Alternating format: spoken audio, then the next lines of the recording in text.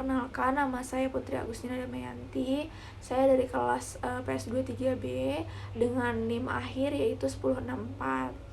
Nah, pada video kali ini saya akan membahas mengenai multitasking.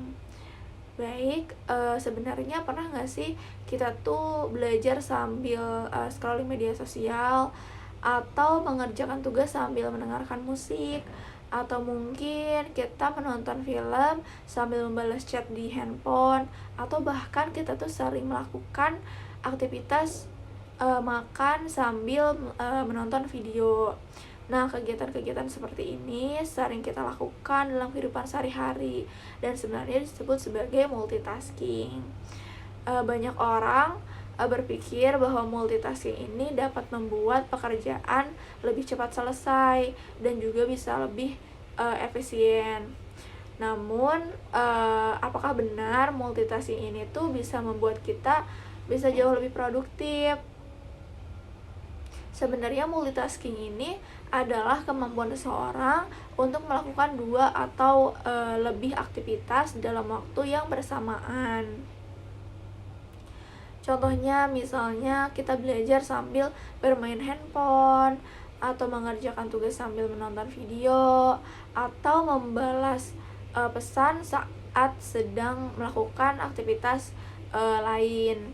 Nah, di era digital ini multitasking itu makin sering dilakukan karena adanya handphone, lalu media sosial, dan juga berbagai notifikasi yang sering banget nih mengalihkan perhatian kita. Nah, dalam psikologi kognitif, psikolog multitasking ini berkaitan dengan perhatian, lalu konsentrasi, memori, dan juga cara otak dalam mengolah suatu informasi. Namun sebenarnya otak manusia itu memiliki keterbatasan dalam membagi perhatian.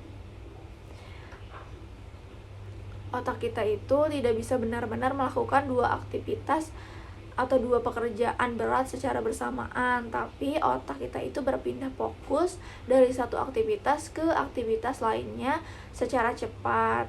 Hal tersebut itu sebenarnya dapat membuat fokus kita itu menurun, dan juga kerja otak itu menjadi cepat membuat kita lelah.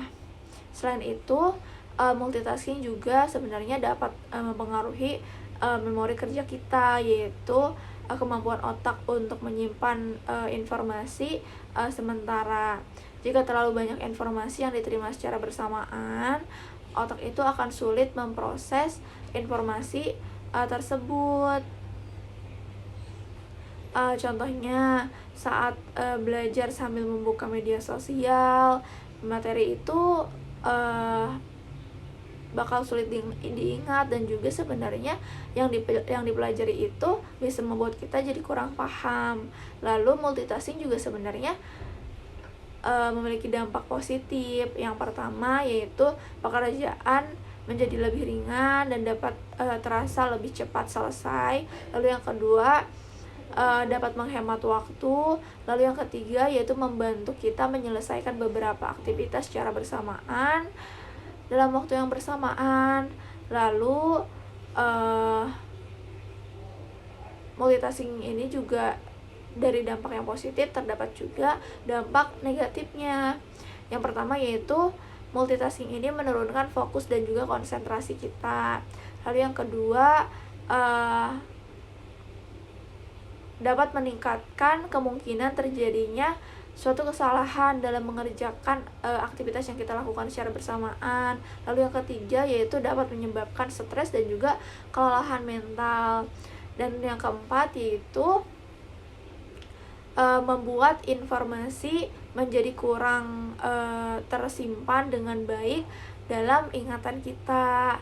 Nah, jadi sebenarnya dapat disimpulkan bahwa multitasking itu memang terlihat efektif untuk mempercepat pekerjaan kita, tetapi tidak selalu membuat seseorang itu menjadi jauh lebih produktif. Sebenarnya kita itu kemampuannya sangat terbatas. Oleh karena itu kita tuh perlu mengetahui kapan harus melakukan beberapa aktivitas sekaligus. dan juga kapan kita harus fokus pada suatu pekerjaan saja agar hasil yang diperoleh itu bisa jauh lebih maksimal. Seperti itu. Baik, sekian saja materi yang dapat saya sampaikan. Kurang lebihnya mohon maaf.